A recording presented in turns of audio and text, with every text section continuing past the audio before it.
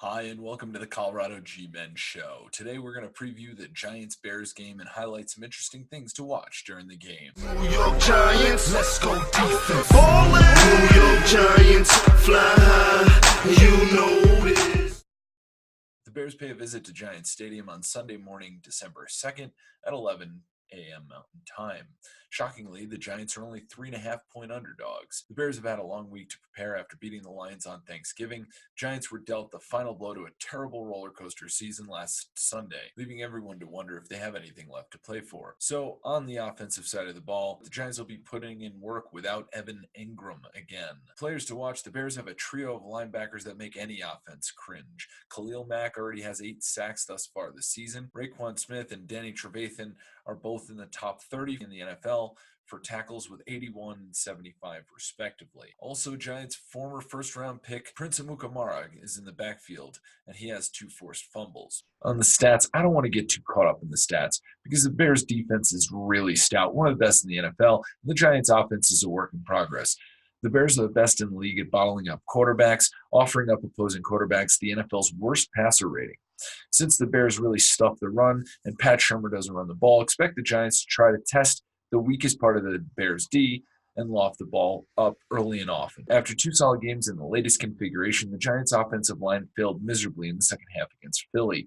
How will the team bounce back from that performance? Now when the Giants are on defense, they're going to be putting in work without B.J. Goodson. But my boy Kerry Wynn will be back in the lineup. The real question is whether Mitch Trubinsky will be out there. His appearance is doubtful. The Giants are absolutely terrible with quarterback changes. See the Tampa Bay game if you don't believe me.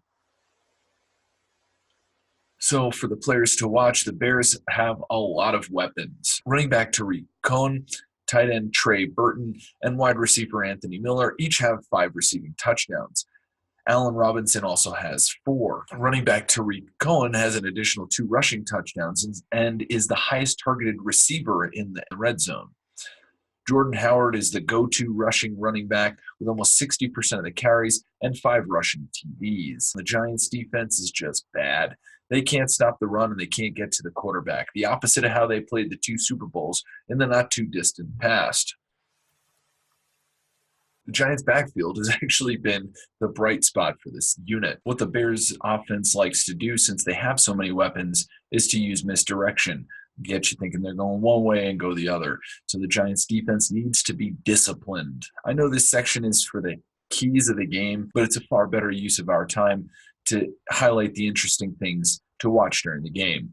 How will the Giants players show up? After a demoralizing second half against their bitter rivals in the Eagles last week, and much of the blame at Shurmur's feet for good reason, if you don't believe me, watch the last show, will the players show up for their coach or bail like they did on McAdoo last season? What will the offense look like?